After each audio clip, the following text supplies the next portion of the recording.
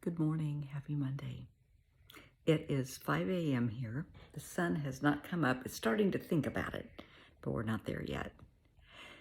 Interesting topic today. We're talking about people who enjoy being sick, people who enjoy being a victim, and why they do it, and what, if anything, you can do about it as their friend or family member. It's really frustrating if you have someone in your life that has gone through a horrific trauma. Maybe they have a horrific diagnosis, chronic illness, terminal illness, whatever it is. They don't want to get better. They are stuck. And you're doing everything you can to talk to them and cheer them up and take them out for lunch or whatever it is you're doing, taking them to doctor's appointments, talking to them, having coffee with them. And you're not getting anywhere and you're getting frustrated. That's why I'm up at 5 a.m. I had somebody call me at 3 a.m. So that's why I'm up. I've been up a long time. This is their problem, sweetheart. It's not yours. And you cannot allow it to become your problem, no matter how much you love them, how good a friend they are. You have to realize it's their choice.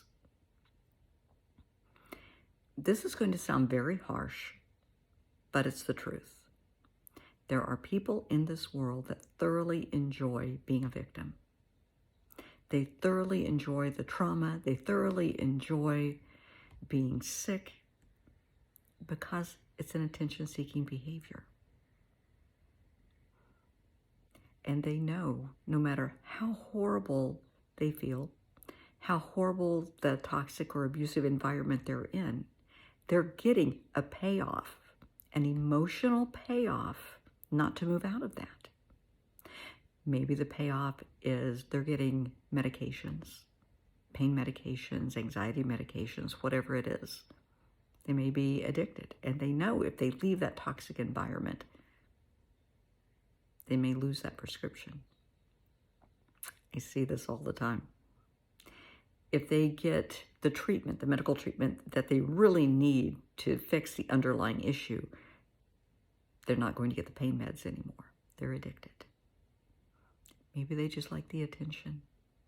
Maybe they love everybody calling and checking on them. How are you? Are you okay? I haven't heard from you for a few days. How's your stomach? How's your blood count?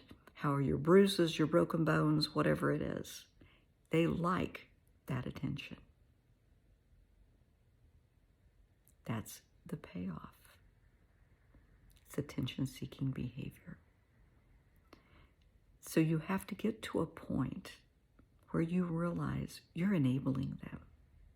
I'm not telling you not to call and check on them and not to be their friend, but if they want to get better, they will. There are resources, there are doctors, and I'm sure if it's a medical issue that their doctor has told them you need this surgery, you need this therapy, you need to do X, Y, Z. They don't want to do it. That's their choice, not yours. Let them know that. Sweetie, as much as I love you, it's your decision. So, okay. And back away. Let them deal with it. If that's what they want, that's what they're asking for, let them, that's fine. It's very difficult if it's someone in a domestic violence situation. But with domestic violence, and I'm also speaking from experience, but I've worked domestic violence cases since 2007. And even before that as a nurse, and when I was a surgical intensive care nurse, saw a lot of really bad things with domestic violence. And people will return to the toxic environment. They're in the hospital. This is the perfect time for them to get out. They're at a doctor's office. The doctor knows what's going on. Doctors, nurses are mandated reporters. We have to report it. This is their chance to break free. And they don't. They go back. Because it's what I'm trying to think the expression, better the devil you know than the devil you don't know. They have been in a toxic environment for so long. That's their norm. That's their comfort zone. And the thought of having a happy, healthy relationship scares the hell out of them.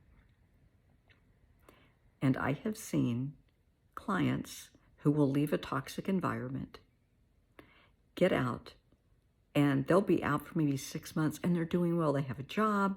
The kids are doing great in school. Life is going fine, and they will self-sabotage because it's uncomfortable. It's not what they know. Life is going good for them. They're making money. They're paying their own bills. The kids are thriving. And for most people, that would be such a blessing. You know, this is great.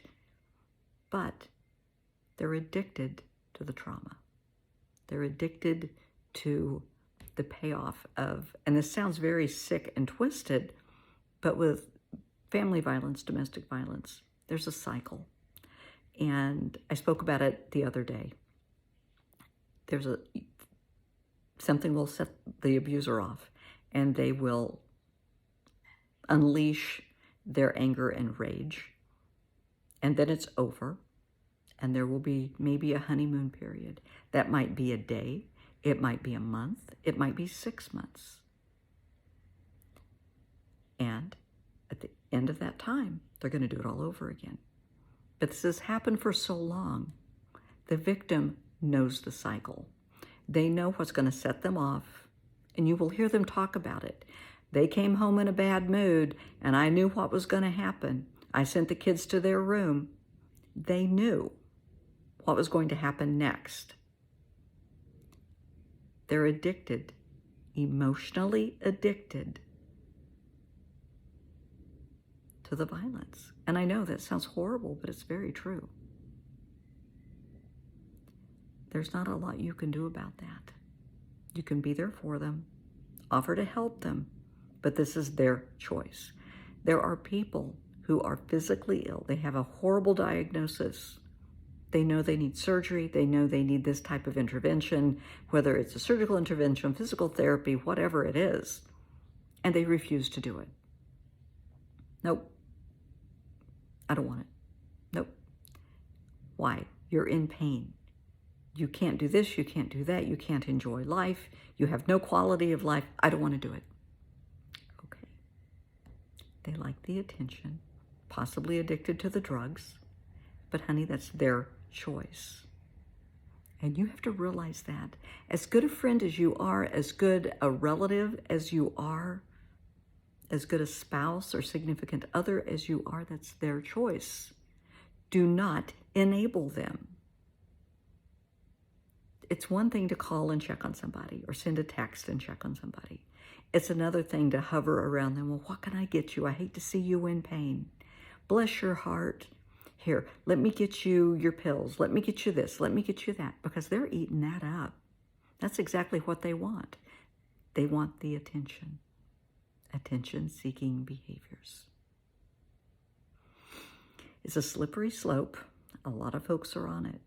I have had clients in the past that had horrible issues, and they could be overcome.